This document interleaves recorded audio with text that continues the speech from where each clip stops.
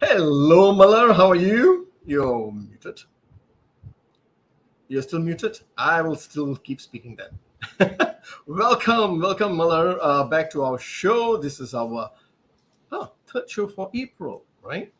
And in April, is our theme still? It is still value-driven relevance.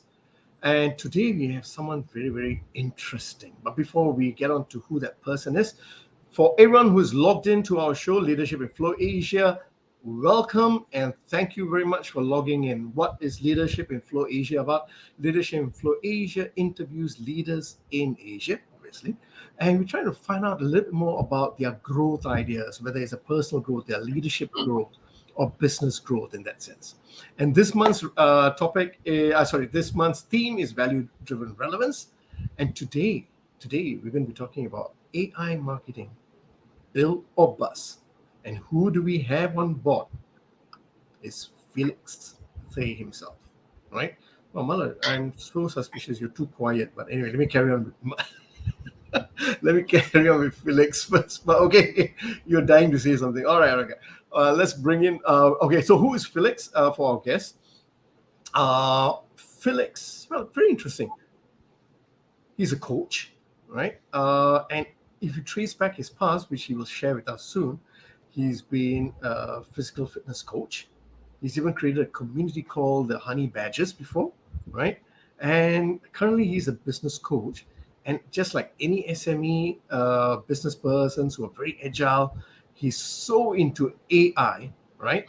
And he'll be sharing with us about both AI and Chat-GPT. But okay, let me not steal the thunder. Let us bring on Felix Tay. Oh, Malar, you have something to say.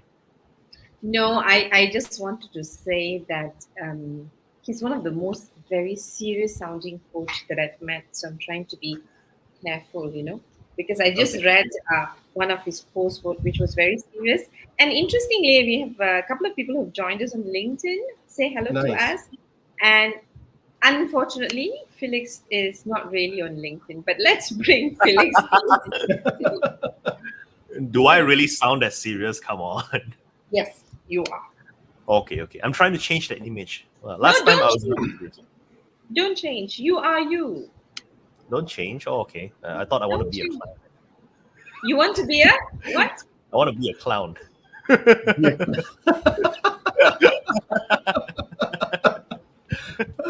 Felix, a clown. Let me see how the image doesn't fit. Felix, it doesn't fit. It doesn't fit at all. Funny guy, maybe. Okay, but clown, no love. You're a funny guy. Yeah. Yes, Mala. Nice. Yes. All right. Because today we are talking about a topic that we don't usually talk about, right? I show value-driven relevance. That's fine. But AI marketing, I think you either have a love affair with AI or otherwise, right? And we know that lately, especially after Chat-GPT was launched, there's a lot of voice and noise about it's good or not. We want to love it, we want to embrace it. At the same time, we're saying, oh, it's so difficult and stuff like that. So Felix is actually talking about, we're not just talking about Chat-GPT, unfortunately, today, but when we spoke to Felix, he has got something bigger for us, which is one, AI marketing and social media marketing. So Felix, tell us, how did you come to the social media marketing space? Tell us a bit about us and how you ended up here. So clever. So clever. So when you say, how do I end up in the social media space, do you mean start using social media marketing, or do you mean start teaching people about social media marketing? I think you must have used first before you decided to teach, right? So you must be really good before you can teach. So Yeah, I suppose actually, that's a natural transition. Maybe you can tell us how you got into social media marketing, and of course, after that, how come you got so good that now you're helping people. well, many like it started all the way when I think when it comes to social media marketing, it starts more or less the same way for many of us. I was just I hear there is this thing called MySpace. So some of us are old enough to remember MySpace and Friendster. And then they invited me onto it. I hop onto it and I just browse through, and be a consumer just like anybody else. But eventually, I started to use it more and more to the point where it has become like my personal diary that. Like I would do catharsis on social media space by posting about my own opinions, my own thoughts, because it was a platform where I have a voice. Whereas, and it was a very funny thing because in real life, me back then when I was 18 years old, 19 years old, I was a huge introvert. Nowadays, I wouldn't say I'm an introvert anymore, probably an extrovert. Like I enjoy being around people. But back then I was an introvert. Back then I really dislike being around people. And being around people just really saps and drains my energy. And I felt that I couldn't be myself around them. But with social media, with that barrier, that monitor or the screen on my phone, I felt that there was a distance between me and the rest of other people. So I felt that safety to be more expressive about who I am. So that's part of what I mean by being a clown, because for all of the seriousness that I talk about, actually, I don't really like talking about all this serious stuff. I would prefer uh, to keep it light and keep it casual. But the necessity of what I do and the impact that I'm trying to create necessitates that I talk serious stuff from time to time. So, these days I try to weave in entertainment together with education. Having said that, over the years, like I started to develop a form of following on particularly on Facebook. I tried to go to other platforms, but it just never really stuck to me. Facebook has always been the one.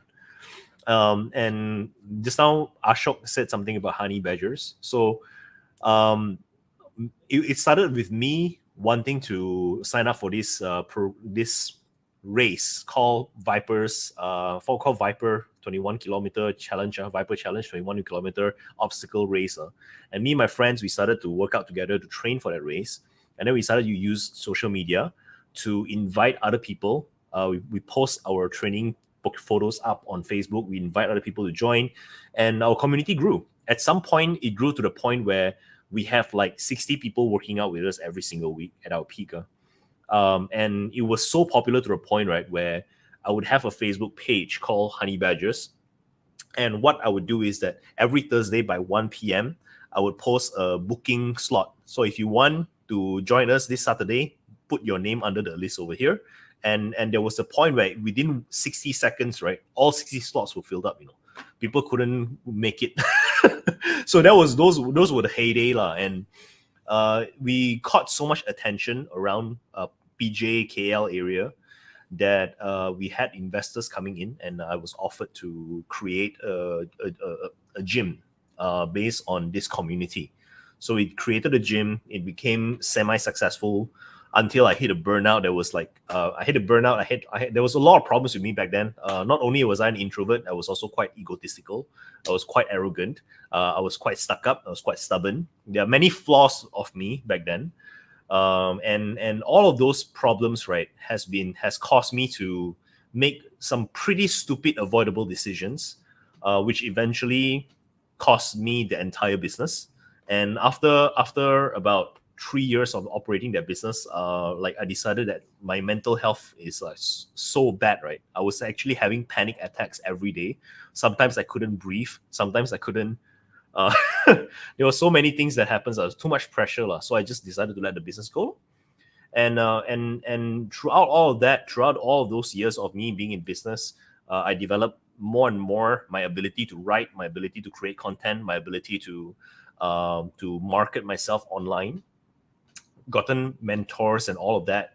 But the funny thing is, no matter how much my marketing skills increased, my personal skills, my inner skills, right, wasn't following up. You see, So therefore, after I came out of that, I got two big commitments for myself. Number one, the first commitment was like I need to put myself first, because back then my idea is that I need to go and settle everyone and everything around me, then I'll have peace of mind. But the lesson that I learned from there is like I need to settle myself, and once I have peace of mind, then everything will become better. So it was a complete change for me. So I have a deep commitment that I'm gonna fill my own cup. I'm gonna grow myself. I'm gonna work on me. And the second commitment was I don't know shit. I need to actually get a mentor. So all the while I was having a business, right, I had a lot of advisors, I had a lot of people, but I didn't commit myself fully. It was kind of like whoever was trying to help me, I didn't really take my part of the ownership. I just let them help me, but I wasn't really involved. So in other words, I was just not coachable. But after the whole incident of me losing my business and all of that, having like really nasty, sometimes suicidal thoughts in my head, right? I said to myself, I really need to change this. So I committed that I'm gonna hire somebody to coach me, to teach me about this business game. And that was really the turning point for me. In like the moment I made the decision, it was both an external decision as well as internal decision. The internal decision was, this time I'm really gonna listen. I'm really gonna listen. And once I made that decision, my life completely changed. Like within a few months, my income multiplied by so many times. I found a really good mentor that taught me the things that I really needed to know the most, and most of the information was about myself, not really about the business. And therefore, another realization came about, that personal breakthrough equals business breakthrough. And after one whole year of working with like following the mentor, learning from them, I was given an opportunity to be a consultant. So I was following. My mentor gave me that opportunity, so I followed my mentor when we went around consulting businesses. I had the opportunity to learn from some of the world's best trainers, and I also had the opportunity to speak with like hundreds of small business owners, service-based business owners, people who when I see them, it reminded me of myself back then. People who were in my same boat before I found the realization that I did. And after about few years of doing this with her, I started to see the other side of the industry. Like how many times people say like, don't meet your heroes. So sometimes you see certain things from afar, it looks really good, and then when you get involved with the industry, it didn't seem so good anymore. So it is with a sense of personal development and as well business mentoring industry. I've seen certain things which I'm not very happy about. And so from that point onwards, right, I said to myself, I'm actually gonna do something about it by being one of the change. So I am aware that there are many mentors and coaches out there who people are not happy about. They pay a lot of money, but they didn't get anything in return. So I decided that I am gonna be the kind of mentor that I wish I had. I'm gonna be the kind of mentor. I'm gonna be to somebody else who my mentor was for me. And that was when I started to come out and I started to teach other people how to do this marketing game. And it has been 2+ years ever since that incident, that decision. And so right now I am in this point where I am teaching people. I had the opportunity to coach, not hundreds, but like I'm still refining my own system. Quite a few dozen of people who have gone through my program now, and my program is one of those very intimate, very private kind of program. So I'm very happy to be in where I am today. And what I really want to do for people right now is to help them to grow themselves, not only growing their wealth, but through the vehicle that is the business, to grow themselves as well. Because I truly believe that business, when done right, is a vehicle for self-development and character development. And that's what I'm doing right now. I was just going to take down your quote and then you stopped. So I'm going to stop taking down quote and quote. Okay. You know what I probably liked everything you said, but what I loved most is that when you said I was arrogant, and I was very rudely tempted to say, "You mean to say you're not now?" But I'm skipping. Oh. I'm skipping. I'm skipping that. Yeah, because Ashok would kill me if I asked that question. So I'm not asking the question. I just am telling what I was thinking about me. But I, I think some people would label me as arrogant still, because I'm gonna answer it and nonetheless, because I think it's an interesting question. Like I one of the things that I do is that I guard my time very carefully.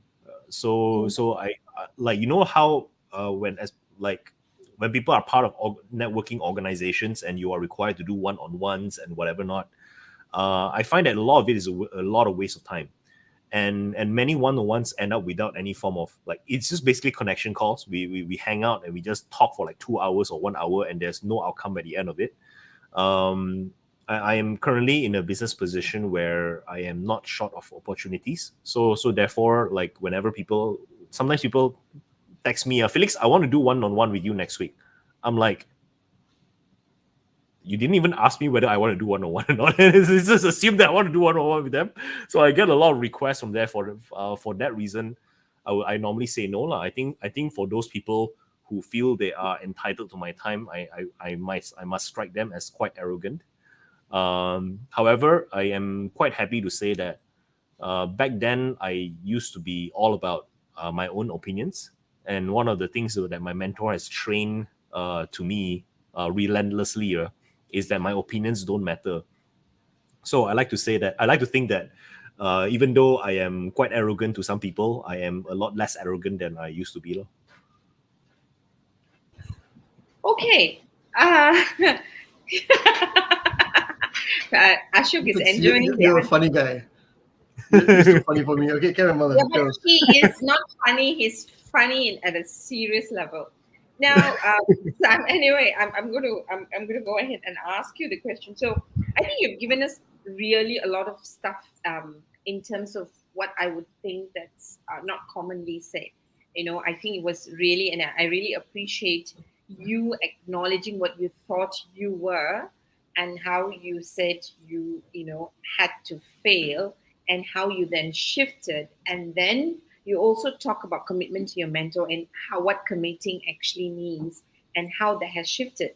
And very importantly, you said something: personal breakthrough equals to business breakthrough, right? So I love the transition of your story, where you don't sound humble, but there's a lot of humility in all that you're saying.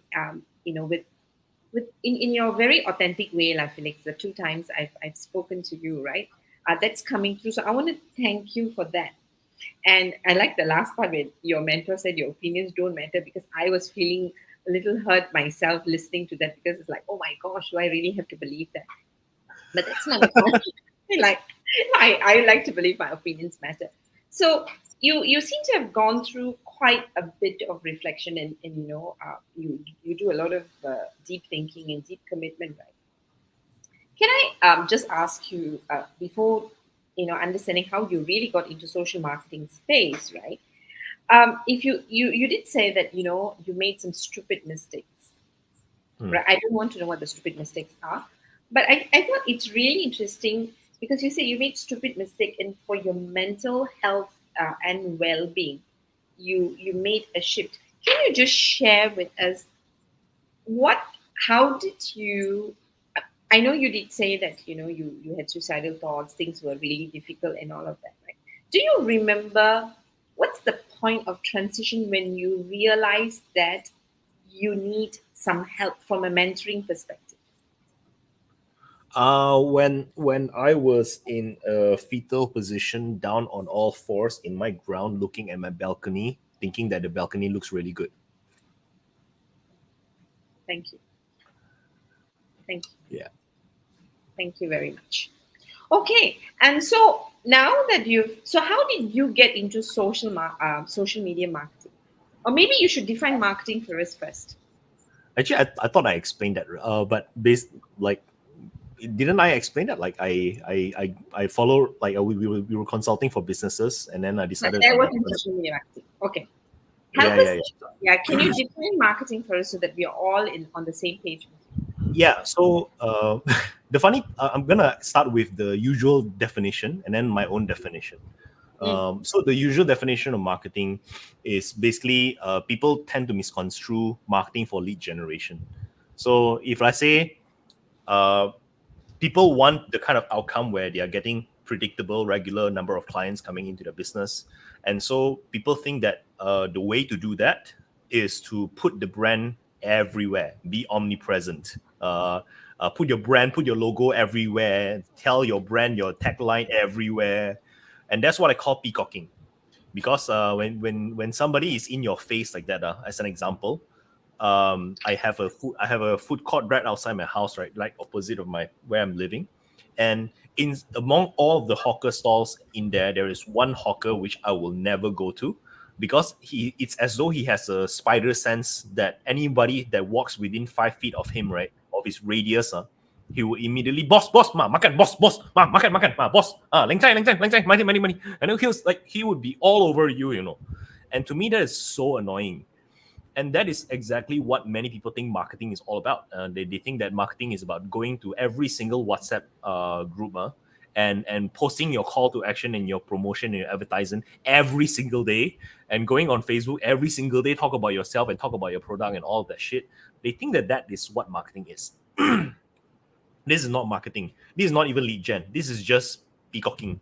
And this is honestly really silly. It doesn't work. It kills your reputation. It kills the mood for everybody else.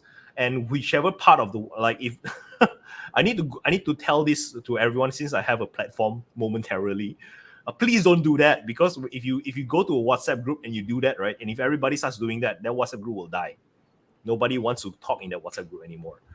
So that is that first definition. That is what the complete newbies think what marketing is.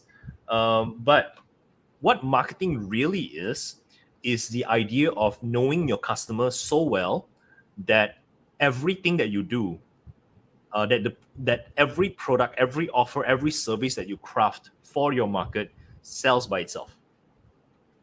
It is the idea that if I am selling something that you already want to buy, let me just repeat that, right?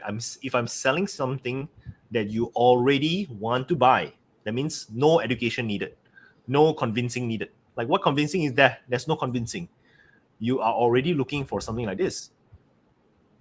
So that is the whole idea of marketing. Many times Steve Jobs, people like to quote Steve Jobs. They say that, okay, the market don't know what they want. That is not true. The market really do know what they want. The market just don't know what they need.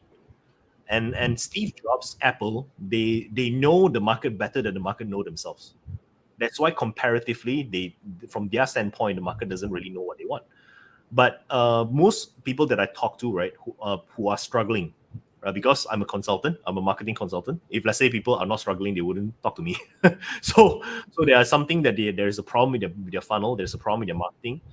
And the reason why there's a problem in the marketing is very usually because they are trying to sell something that the market doesn't want to buy. See?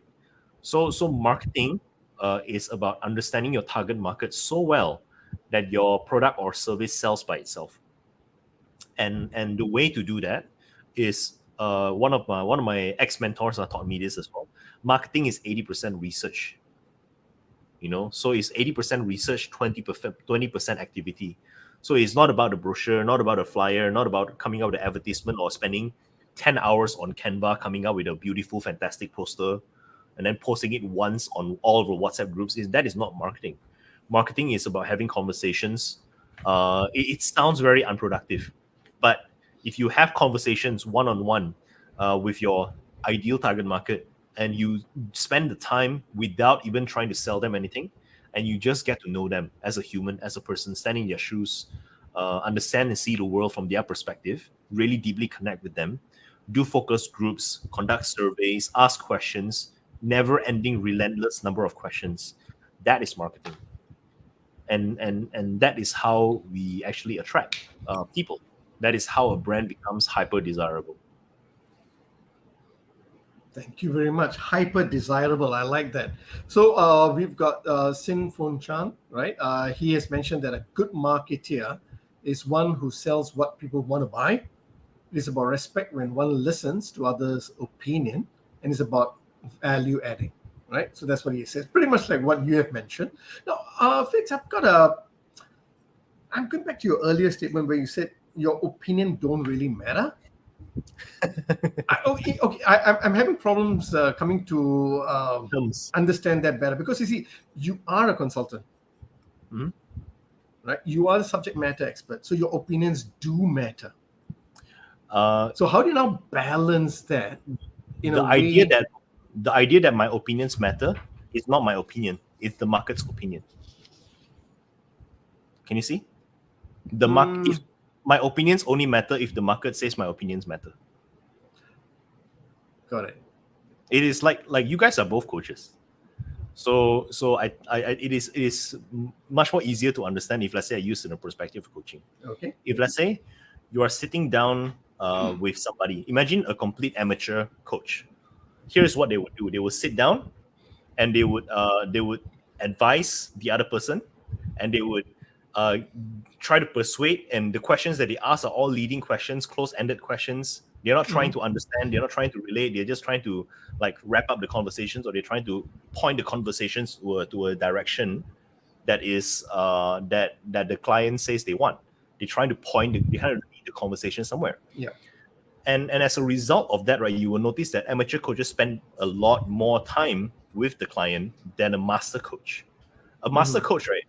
I will tell you one of my experience with a master coach. We sit down over Zoom, and after like initial get to know each other, like we got to the problem that I want to talk about. He asked me one question. I can't even remember what the question was. Before I give my answer, my heart came out with the answer. My brain intercepted the answer, and asked another question. And then my heart came up with another answer. My brain intercepted that. My heart came out with another one. My brain intercepted that. And ding dong, ding dong, ding dong, like that, like, and it felt, and for 5 minutes, me and him, we were just staring at each other over Zoom. And I felt that within that 5 minutes, I felt that I have had 100 conversations with him, because he asked one powerful question. And after that 5 minutes was over, I said, thank you so much. I got what I need from this conversation. That's a master coach. See? Right. So how do you make this happen? It happens because the coach is not anybody at that point in time. If you are a coach to somebody and you're coaching somebody, at that moment in time, there is no you. There is only the person, there is only their problem, there is only them. That conversation is the most important conversation you can have in the entire world at that point in time. The level of your presence is so vast. There is no you at all, if you understand what I mean. So when it comes to the business, right, truth of the matter is, here's what I really think. People are going to succeed no matter what, but they kill their own progress. They are actively interfering with their progress because of whatever reason. It is kind of like the story of boy meets girl. Have I told you guys about the boys meet girl story? No, not at all. You want to hear the story? You want to hear the story of boy meet girl? Go ahead. Okay, so high school, boy meets girl. They hit it off. They like felt a lot of chemistry connection with one another. And then after they chatted for a while, the boy summoned up his courage and he asked the girl, "Hey, would you like to go out on a date with me?" And the girl meekly answered yes. So they went out on a date, and they had a blast. They had a good time. And the boy asked the girl for another date, and another, and another. And after a couple of dates, right, the boy suddenly realized something. He's head over heels with the girl. Now's the problem, because previously he wasn't really sure. Now he's sure that she's the one. Now all his insecurities start to come up. Now the boy asks, "I am not the most handsomest. I'm not the most athletic. I'm not the richest. I am not academically the best. So what can I do?" He said, "I can work hard." Because no pain, no gain, right? Like I'm not the best, but I can woo this girl unlike anybody else. So he started buying her flowers. He started buying her chocolate. He started taking her out. Like use all of his savings to bring her out to the most fanciest place that he can bring her to. And he would text her morning, afternoon, and evening. He'll do more and more and more and more until the girl start to feel suffocated. And then like one day he asked her outright. And she was like, "Oh, sorry, I am not free right now." And she started giving him a lot of excuse. And then he felt depressed. And then what does he do when he felt depressed? He worked even harder. And he go and try to woo her even more. So then over time, like the girl ignored him more and more until one day, like he was out there, like yet another rejection. He was out there playing computer game in the cyber cafe somewhere. He looked out the window, and there, lo and behold, there she was, that girl with somebody else, dating. When she obviously say that she is sick that day. So what is the moral of the story? Sometimes you want something so badly you can never have it. People want success so badly that they do too much to the point where it is interfering with their success. People want to do marketing well. People want to get more clients. But they believe, right, that they need to do all kinds of shit, right? So they come up with all kinds of opinions and all kinds of ideas.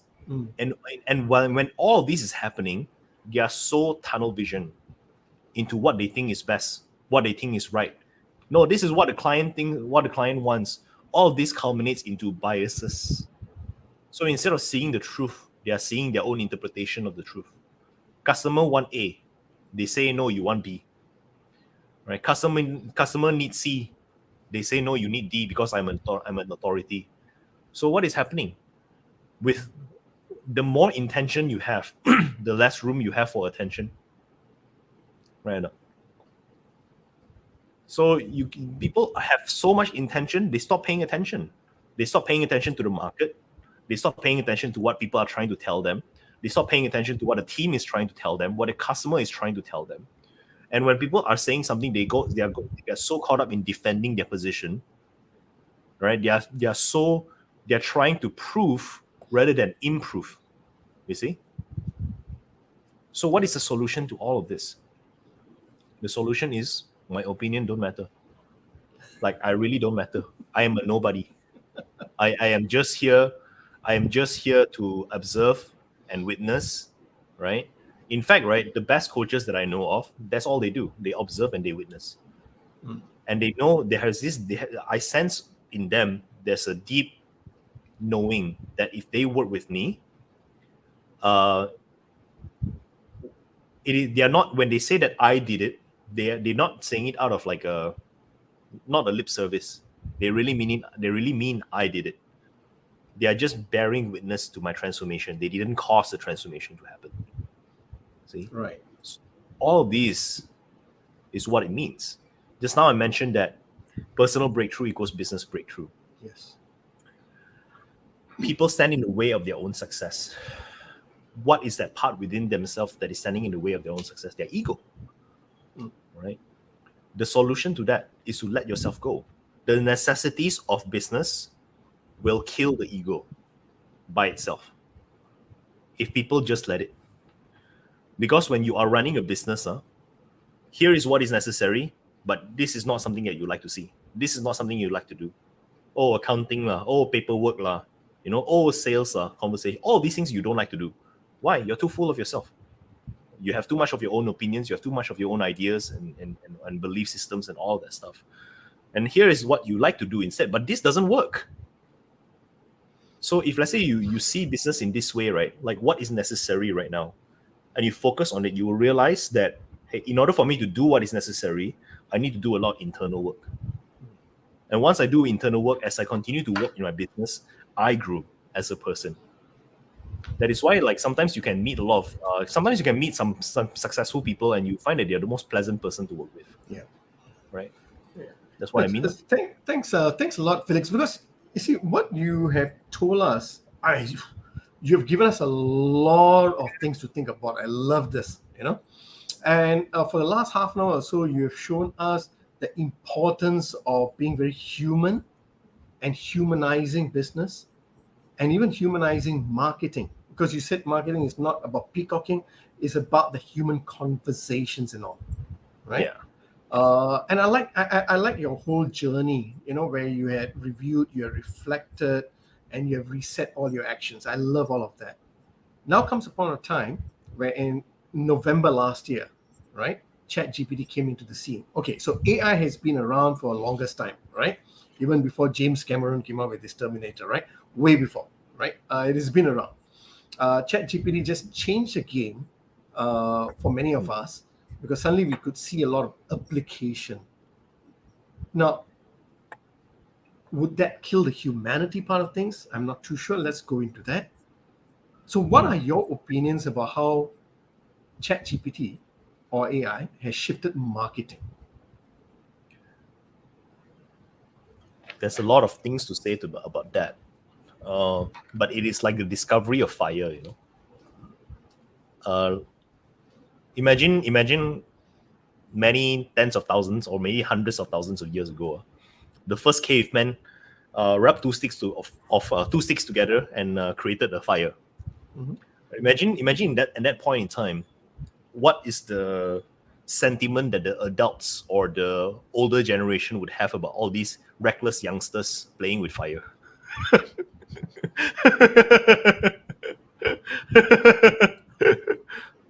You're playing with the power of the gods. Back then it was like fire means God, thunder God, Sure. strike the tree. You're playing with the power of the gods. The gods will get angry at you, Mm. right? It is as significant as the discovery of the first knife. It is AI is a tool, and just like any other tool, you can use it however way you want. There are limitations to the tool, but there are also a lot of powers to the tool.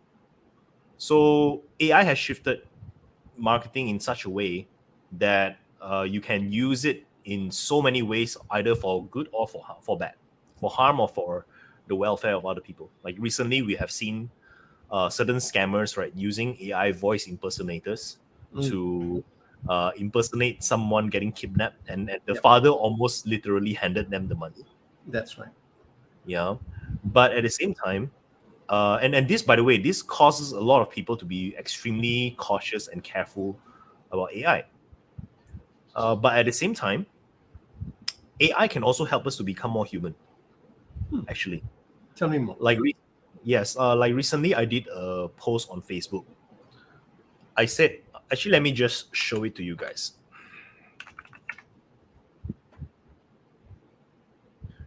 I was just ranting at that point in time. I wasn't really trying to get engagement or whatnot. I just felt like I had something to share, and I wanted to just share that.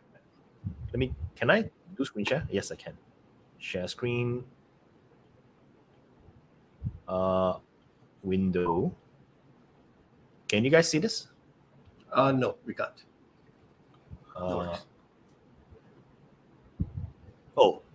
You how can't. about You now? can't share screen. You can't. You can't.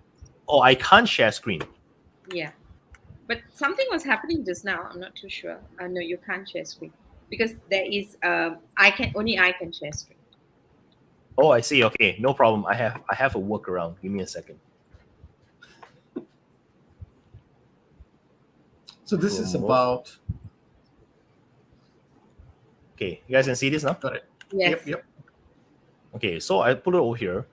Consistent high quality actions equals consistent high quality results. Okay. And one of my community members who've been following me for a while. Oh, sorry, not this one. Can't remember. I forgot what post was this. There you go. This one. So this guy, he saw this and he don't understand what this means. And there is a reason why I put it something so short, because I don't want to elaborate a lot. I've recently become aware that the more I try to see people the way they see themselves, the better they respond to me. And so he went to ask ChatGPT when a person says, I recently become blah, blah, blah. And you can read out his whole sentence over here.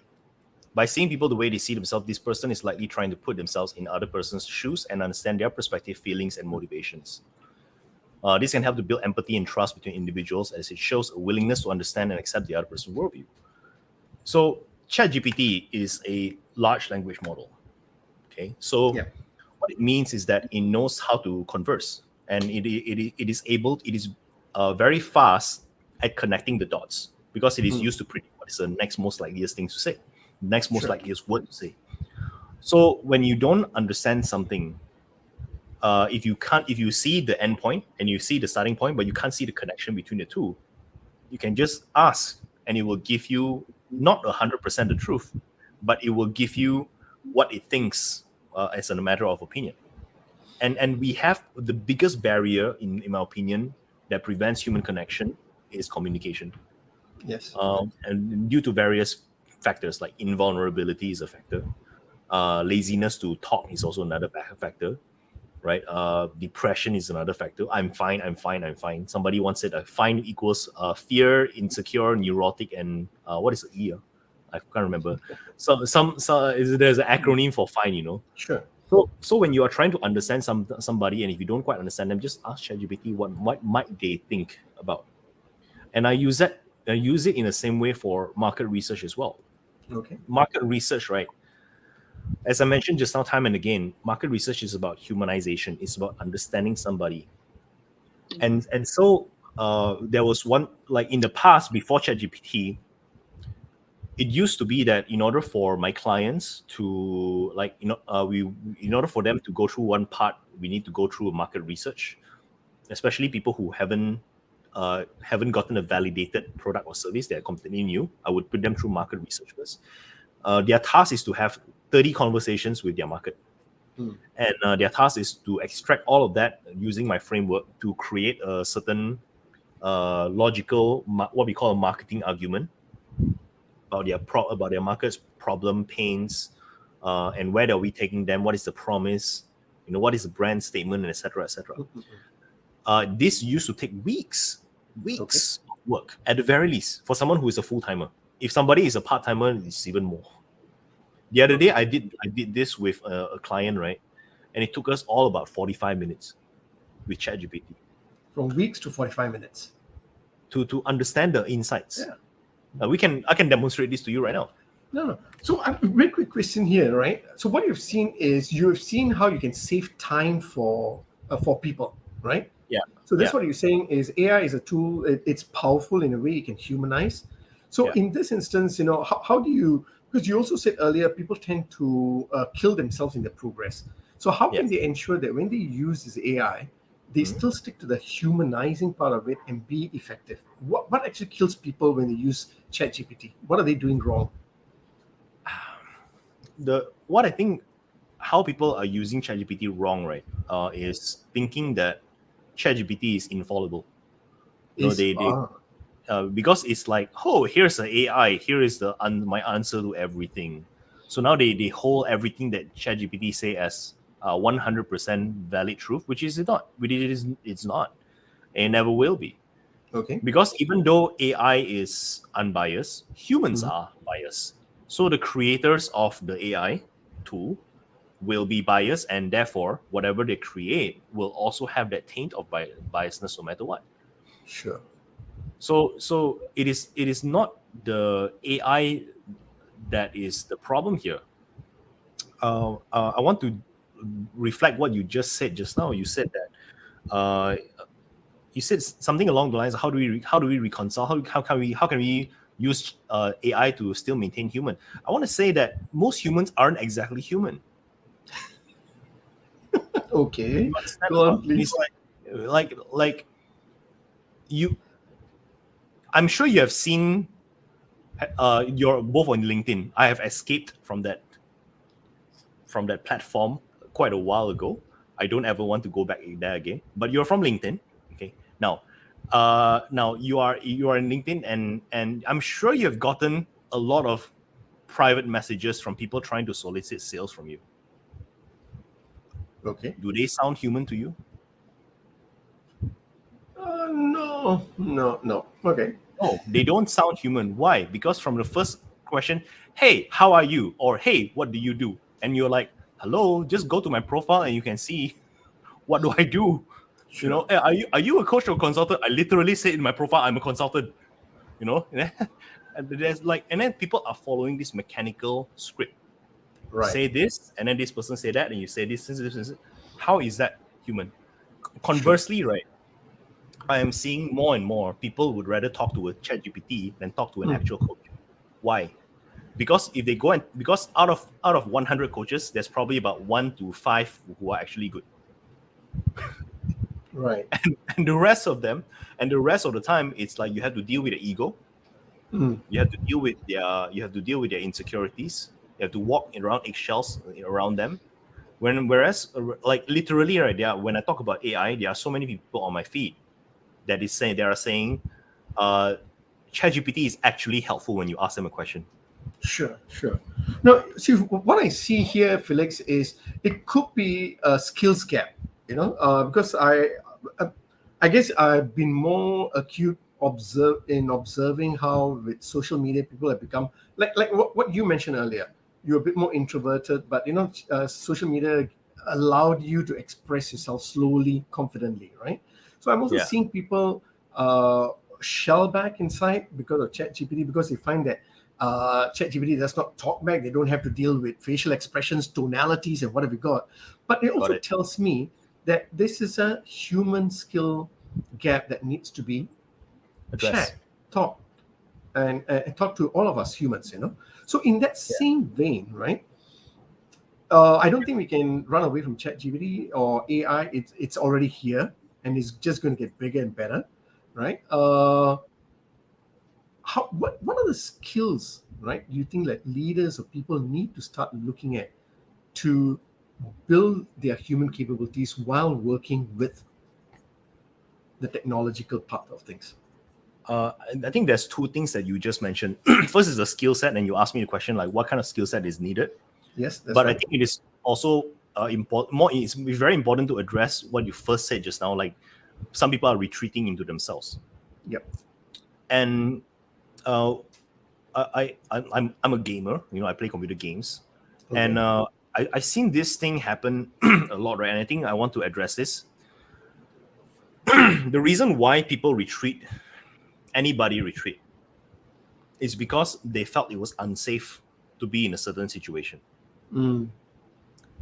If you force them to be in a position where they felt unsafe, does it really do more good than harm? I don't think so. I don't think it's productive. Like in the gaming community, I see people who are really, really close off, right? The moment they start to do better in the games, they start to open up more and more of themselves.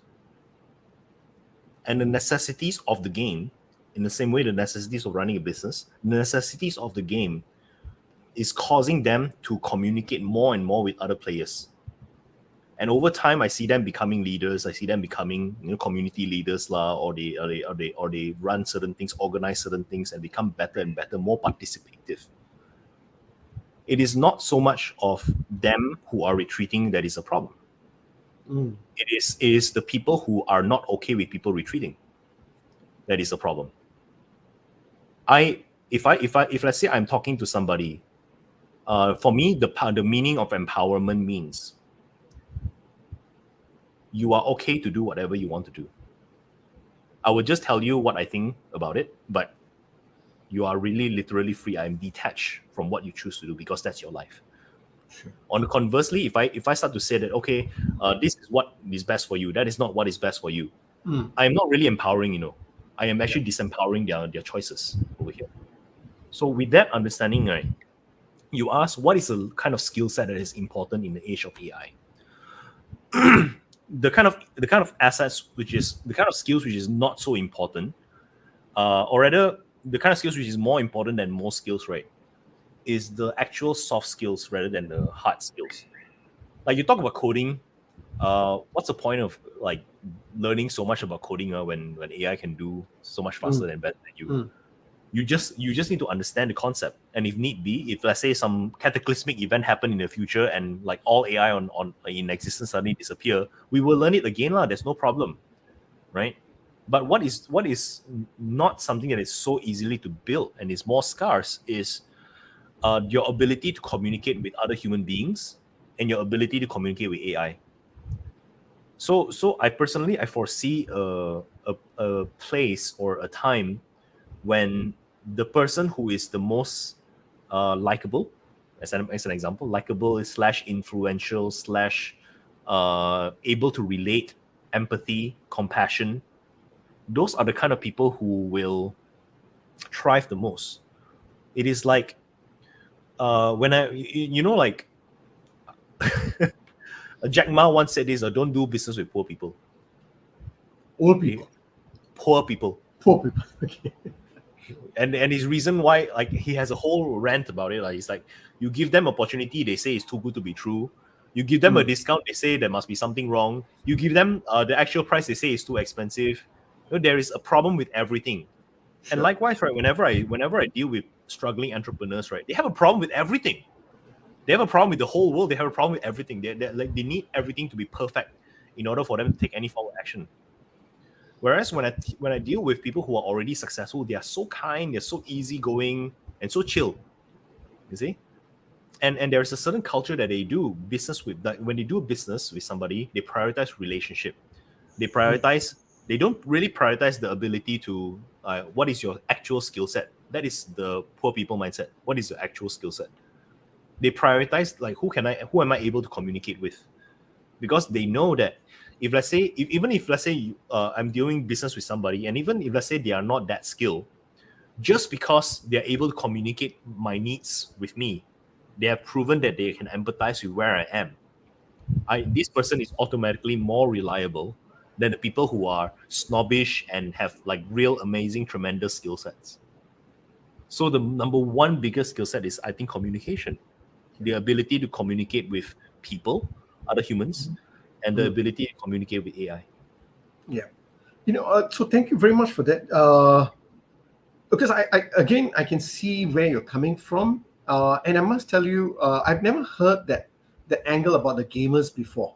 Because I'm not a gamer, right? Once in a while I play Xbox, but that's like once in 24 months, but you're a gamer, Yeah. And what you mentioned was something very important. The necessities of the game propels people to be leaders.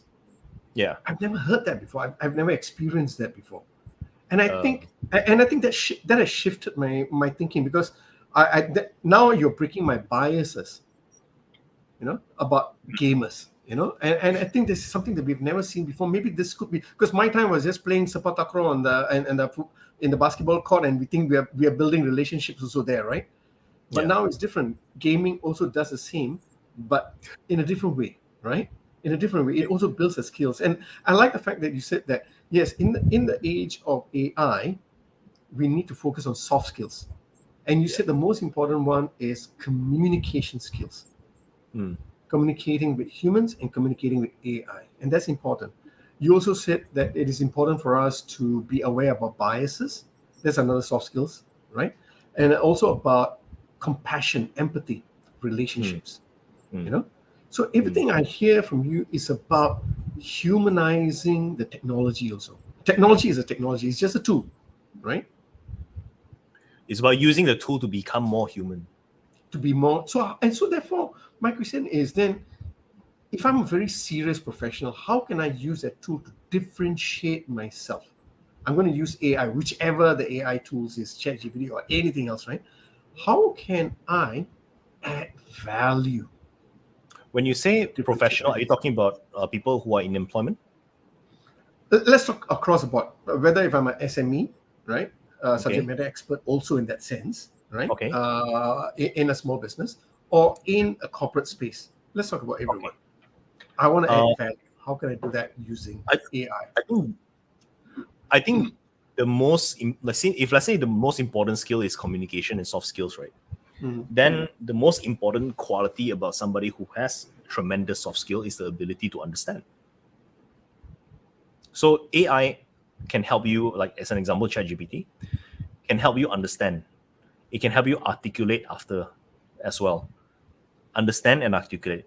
It helps you listen if you know how to use it. It helps you articulate if you know how to use it. So in the context of, let's say, somebody who is in employment, as an example, speaking as both an employee and an employer, in the past I've been both, right? when I was an employee, I always complain and bitch and moan about the employer. When I was an employee, I always complain and bitch and moan about the employee. Why does this happen? It happens because of a lack of understanding. And then when I really reflected back, right, I understand that when I was an employee, I didn't see the bigger picture. And therefore, I just constantly demanding my raise, demanding this and demanding that. But I don't understand what the hell is going on in the boss's mind. Yep. And likewise, the boss also didn't quite understand me. When I was an employee, I don't understand. Like, I could only interact with people who I used to be like. Everyone else who I wasn't like, who I'm not similar to. Okay. I do not know how to relate to them. Like back then, if you talk to me about empathy and compassion, it was like, that's useless shit, you know. Like I need like some things that actually bring revenue to the table. That was me before I was operating gym business. But today, like through a lot of hardship and pain, right, I could understand and relate and empathize with the pains of the like regular people, like people who are in employment. But with AI, right, I could just ask and ask ChatGPT to come up with vivid imagination, like vivid detail, right? Like a diary like that. Write it down for me. Exactly what is this person feeling when they said this one and said that? Like what could it like I could spend the time and do that. Because if I were to go and ask my employees, which I did, I tried to ask my employees, and they are already so closed off to me that they wouldn't tell me anything. But I can use ChatGPT and ChatGPT will tell me, no problem. Likewise, when it comes to SMEs, right? You can use AI to help you deliver better customer experience. This deal with prospects. Let's say this prospect are being too disrespectful, or this prospect is telling you demanding things out of the boundaries. You could just type it down inside ChatGPT and say, okay, this is what this person said to me. Please craft a response to this, and ChatGPT will create a most polite response. If let's say you leave it up to you, you'll be you cannot too emotional, right or not? And if you do this continuously, by constantly observing the examples of the response that is being given, you can learn how to do this for yourself. Only if you constantly observe and learn from the responses given. You could use AI to do market research, as I mentioned. You could use AI to understand your employees. You could use AI to craft internal. Like there are so many people whose English are not their first language, and even if English is their first language, they are not particularly good at articulating themselves. They can just come up with the point forms and ask ChatGPT to create the email response or craft an email based on this context. And ChatGPT will do that. You So know, over something, time, sorry. Go ahead. You know, Felix, something you've consistently from the beginning, right, from your time that you have shifted in your business, right? What I'm constantly hearing is humanize. Even with this example, right? Even with this example you gave about ChatGPT, right? What I'm hearing is empathy and emotions, right? Yeah. Yes, you need to build your human communication skill, but you can ask ChatGPT about what are the reasons a person is feeling this way, so that you can start that as a trigger conversation. So you need, that's what you mean by you need to be able to have a conversation with ChatGPT, have a conversation with human, but the intention must be about the attention of the people. What It's really about learning matters to about the people, people. right? Yeah. And it's It's about about staying keeping quiet, curious. and it's about listening to people and understanding their pains also, right? And I like the way you brought the different examples, and in this very short period, you know, I wish I could go further to find out more about how we can humanize AI and all, right? But you know, in this short period, you really left us with a resounding message. A tool is a tool, right? Use a tool to add value. Use a tool to make that impact. Do it without you being important. You're not the important person. Keep quiet, listen, and add value in that way. Thank you very much for sharing with us today's session. Muller, you've been absolutely quiet. You want to end off? and say Yeah, no, goodbye to because Felix? I have questions that will need another session because I know what you mean. I'm arguing in my head for everything that Felix said in terms Sure. of. I think what you said is ideal, and I think there's a very important discussion that needs to happen between what we say is ideal, like when he spoke about successful business people who are kind and compassionate, Hmm. right? I think it would be lovely to see some data around it. I think it's ideal because I think what we hear and see in the market in terms of successful leadership can sometimes also be brutal. We've heard a lot more about brutal stories and number stories than about leaders who are compassionate. We're not saying they're not there, but they are. I don't know whether they're the most successful ones. So I'm going to. I think I need to wrap my head around it in the sense that not because I don't agree with you, but I think it resonates with me. It's fantastic. Ideal makes my heart warm. That's the world I want, but that's not the world I wake up to and see. Neither do my clients, right? My clients who are kind and compassionate um, don't usually get that in the business either. So that was my struggle. Yeah. Let me With clarify this before we end the call. I don't mean that people who are successful are automatically kind and compassionate. What I mean that there are people who are like that, and mm, and of course there are also people who are brutal and people who treat their employees terribly and whatever not. But I think to this point, there is actually no point to ask why is this happening and what is the data around this, because all we need to do, what we really need to do, is focus in ourselves. Because one thing I shared with you before is the work that we have done, the work that we do within ourselves is the most important work that we can do for the world. Only hurt people, and all of these people who are hurting other people, they are themselves hurt. What can we do about them? We can't. Only they can do about something about themselves. The best thing that we can do is live and lead our best lives and show them an alternative. And AI can help you do that. Wow. Thank you. Work within ourselves and be our best versions to inspire other people Yeah. and bring Chat-GPT or AI along the journey. Thank you Yeah. very much, Felix. Welcome. Thank you. nice. Thank you, Felix. As we say goodbye to Felix. Yeah. Wow. You're right. We need another session with Felix because there's more depth to go, you know? Yeah. Um. All right. All right. For everyone who is logged in for this show, thank you very much for coming in. And next week, we'll see you again, same time, 6 p.m. Malaysia, Singapore time. And this is Ashok here, together with Muller, saying goodbye from Leadership in Flow Asia. And I would like to record my special thanks to Sin Fong Chan for all your comments. We didn't get to read it out, even though we showed up. So thank you very much for engaging with us and all the other people on LinkedIn who were following us silently. So thank you for engaging with us. And I'm sure you have benefited from Felix. I would say human thought-provoking thoughts for us to That's right. think through, the holiday. And for everybody in Malaysia, happy holidays. Our holidays starts tomorrow. Stay safe until we see you again next week. This is Mother Bye-bye. signing.